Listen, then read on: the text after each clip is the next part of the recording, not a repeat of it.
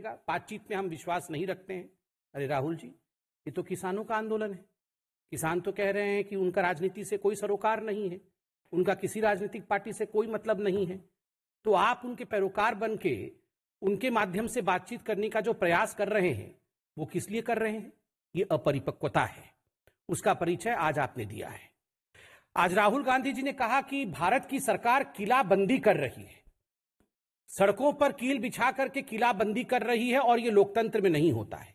राहुल गांधी जी, याद करिए 26 जनवरी के दिन जो घटना हिंदुस्तान में घटा, पूरे विश्व ने देखा, हिंदुस्तान ने जिस प्रकार से उसको गलत बताया, और आप लोगों ने सवाल उठाया था कि आखिर दिल्ली की पुलिस रोकथाम क्यों नहीं कर रही थी, दिल्ली की पुलिस ने प्रिवेंटिव मेजर्स क्यों नहीं लिया, क्यों दिल्ली की पुलिस ने लाल किले तक तथाकथित जो लोग इस प्रकार से हिंसा फैलाने की कोशिश कर रहे थे, जो किसान नहीं थे, उन लोगों को क्यों लाल किले तक आने दिया दिल्ली पुलिस ने? यह सवाल राहुल गांधी का भी था, यह सवाल कांग्रेस पार्टी का भी था, और अन्य विपक्षी दलों का भी था। आज अगर दिल्ली पुलिस, उसी दिल्ली पुलिस ने जिन्होंने 26 जनवरी को पेशेंस और संयम का परिचय दिया था, उसी दिल्ली पुलिस ने आज प्रिवेंटिव मेजर्स लिया है, उसी दिल्ली पुलिस ने आज एहतियातन कदम उठाए, उसी दिल्ली पुलिस ने रोकथाम के लिए सारे बंदोबस्त किए हुए हैं, तो उसमें राहुल गांधी जी को क्या परेशानी है? मैं बताता हूं क्या परेशानी है। ये राहुल गांधी, कांग्रेस पार्टी और विपक्ष का ये जो प्रोपेगेंडा का एक बहुत बड़ा धड़ा है, ये चाहते हैं, इनकी इच्छा है सड़कों पर लड़ाई हो, ये चाहते थे कि गोली चले, ये चाहते हैं कि लाश बिछ जाए, और इन लाशों पर बैठकर ये अपनी राजनीति चमकाएं और सवाल पूछे नरेंद्र मोदी जी से और इस सरकार से कि आखिर ये कैसे हो। आज हम सैल्यूट करते हैं दिल्ली पुलिस के जवानों को, जिनको देखने के लिए हमारे गृह मंत्री भी गए, जो खुद तो घायल हो गए, किंतु उन्होंने किसी को हताहत नहीं किया, उन्होंने एक गोली तक नहीं चलाई। आज अगर हमें, आपको, इस देश को बचाने के लिए उन्होंने कुछ प्रयत्न किया है, कुछ जतन कर रहे हैं, उस पर आप अभी से उंगली उठा रहे हैं। आज जिस प्रकार के शब्दों का प्रयोग राहुल गांधी जी ने किया है, यह अपने आप में दुखद है। बंधुगण, एक सवाल मैं राहुल गांधी जी से और पंजाब के कांग्रेस पार्टी से पूछना चाहता हूं। कल पंजाब के कांग्रेस पार्टी ने एक ऐलान किया कि 122 लोग जो गिरफ्तार हुए हैं 26 जनवरी में हिंसा फैलाने के कारण, उन लोगों को तुरंत रिहा किया जाए, और उनको पंजाब की जो कांग्रेस है और सेंटर की कांग्रेस उनको लीगल एड देगी। सवाल उठता है, जिस दिन 26 जनवरी का यह घटना हुआ था, कुछ लोग लाल किले पर चढ़ गए थे, जहां झंडा नहीं फहराना चाहिए किसी और धर्म का, वहां केवल तिरंगे का स्थान है, वहां आपने उपद्रव किया था। उसके बाद ये तमाम नेताओं ने, राहुल गांधी समेत तमाम जो कांग्रेस के नेता थे, उन्होंने कहा था कि ये भारतीय जनता पार्टी के कार्यकर्ता हैं, भारतीय जनता पार्टी ने अपने एजेंट्स और अपने लोगों को भेजा है हुड़दंग करने के लिए, यहां पर हिंसा फैलाने के लिए, ताकि किसानों का आंदोलन बदनाम हो जाए। So that in fact the Kisan Andolan, the name of the Kisan Andolan is starred, is blackened. और आज जब वही हुड़दंगी गिरफ्तार हो रहे हैं, तो आप कह रहे हैं कि इनको रिहा कर दीजिए, तभी जाके बातचीत होगी। आप कह रहे हैं इनको रिहा कर दीजिए क्योंकि ये अच्छे लोग हैं। कैसे? आपको क्यों इतनी पीड़ा हो रही है? आप तो इन्हें बीजेपी के कार्यकर्ता और एजेंट बता रहे थे। इनको तथ्यों के आधार पर, अगर दिल्ली पुलिस सीसीटीवी की फुटेज के आधार पर, जो फुटेज जनता ने सामने रखी है और जो फुटेज पब्लिक कंजम्पशन के लिए, एविडेंसेस के आधार पर जो तथ्य कोर्ट में प्रस्तुत किए जाएंगे, उनके आधार पर गिरफ्तारी हो रही है। आप कह रहे हैं छोड़ दीजिए।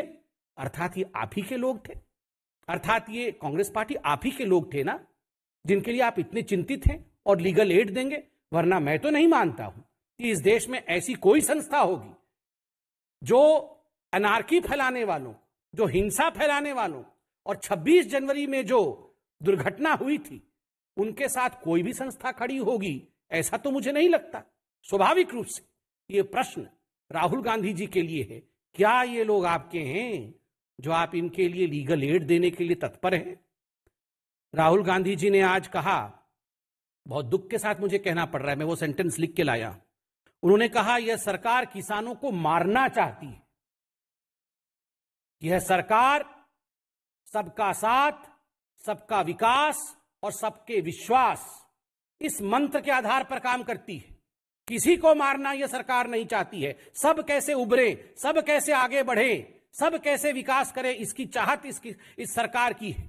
किसान, मजदूर, मजलूम, महिला, युवक, सबके लिए किसानों की सरकार काम करती है। हमारी सरकार किसानों की भी सरकार है। और देखिए मारना क्या होता है, इसका आर्टिकल मैं निकाल के लाया हूं। 1998 में मध्य प्रदेश में सरकार किसकी थी? कांग्रेस पार्टी की थी। अंधाधुंध गोली किस पर चली थी? किसानों की रैली पर चली थी। कितने किसान मारे गए थे? 28 किसान जलियांवाले बाग की तरह वहां भून दिए गए थे।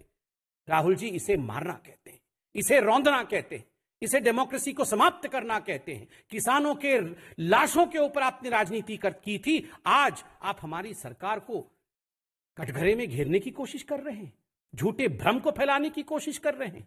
आप कह रहे हैं हम मारना चाहते हैं, ये निंदनीय है। राहुल जी, केवल आप नहीं, एक और है रिहाना, उन्होंने भी ट्वीट किया है। ना राहुल को मालूम है कुछ कृषि के बारे में, ना रिहाना को मालूम है कुछ कृषि के बारे में। पूछिए दोनों को, ये रबी क्रॉप क्या होता है, खरीफ क्रॉप क्या होता है, कुछ नहीं मालूम। ना राहुल को मालूम, ना रिहाना को मालूम, मगर दोनों की आदत एक है, दोनों ट्वीट कर रहे हैं। आप बताइए कहां थे ये लोग जब महात्मा गांधी के स्टैच्यू को कैलिफोर्निया के अंदर अभी चंद दिनों पहले डेसिक्रेट किया गया। महात्मा गांधी हमारे राष्ट्रपिता हैं, और केवल भारतवर्ष के राष्ट्रपिता नहीं है। महात्मा गांधी पूरे विश्व के अपोस्टल ऑफ पीस हैं, शांति दूत है पूरे विश्व के लिए। जब उनके धड़ को अलग कर दिया जाता है कैलिफोर्निया में, उनके स्टैच्यू के धड़ को, तो कोई भी इनमें से जो आज ट्वीट कर रहे हैं, जो इंटरनेशनल फिगर बने हुए हैं, उनमें से किसी ने ट्वीट किया? किसी ने ट्वीट नहीं।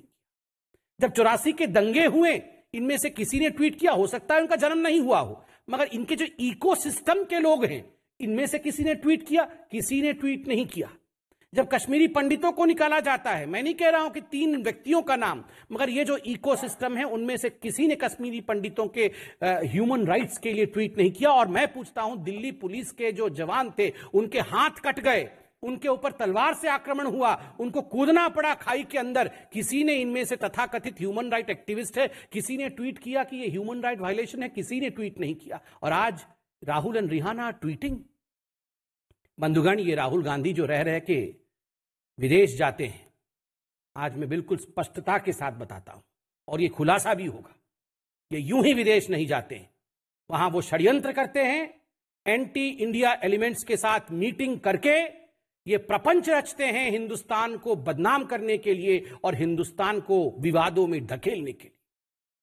चाहे वो रिहाना हो, चाहे वो मियां खलीफा हो, ये सारे जो जिन लोगों ने ट्वीट किया हुआ है, ये सारे लोगों से किस प्रकार मिलना, प्रपंच करना, हिंदुस्तान के खिलाफ प्रोपेगेंडा करना, ये राहुल गांधी का बिल्कुल पहला काम है। और यही राहुल गांधी करते हैं विदेश में जाके। आप सोचते होंगे हमें कैसे मालूम?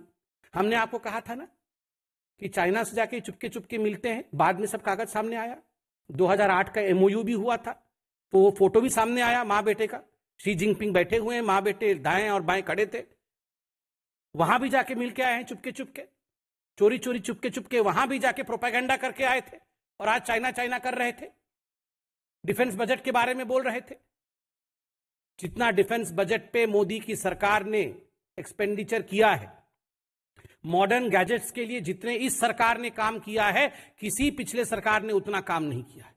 10 वर्षों तक राफेल को आपने टाल के रखा। आज हमने बेंगलोर के एरो शो में राफेल को देखा, गरजते हुए देखा है। राहुल गांधी, आपने देखा आज राफेल को? आपने देखा नहीं, आपने केवल पीसी करके हिंदुस्तान की मनोबल को नीचे करने की कोशिश की है।